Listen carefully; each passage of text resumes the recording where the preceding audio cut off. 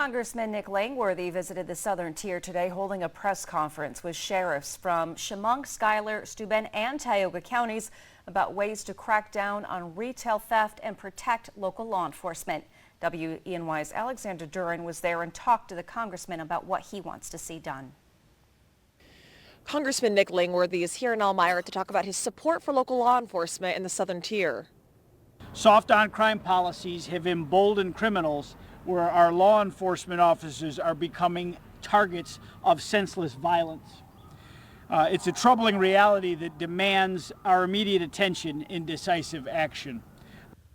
Since the death of Onondaga County Lieutenant Michael Husak and Syracuse police officer Michael Johnson, along with the incident that resulted in Chemung County Sheriff's investigator Michael Thecke being critically injured, Congressman Nick Langworthy says New Yorkers need to take a hard look at the alarming surge in criminal activity across the state.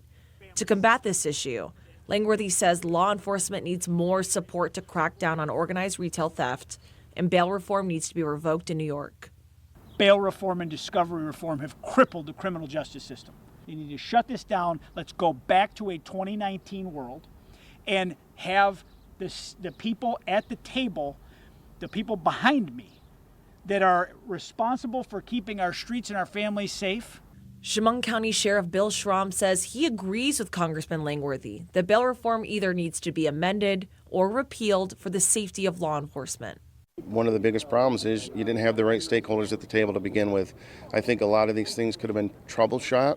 I know you're supposed to say troubleshoot. Had they had the right stakeholders there just to talk through some of the issues and concerns that we have and take that into consideration before passing the laws.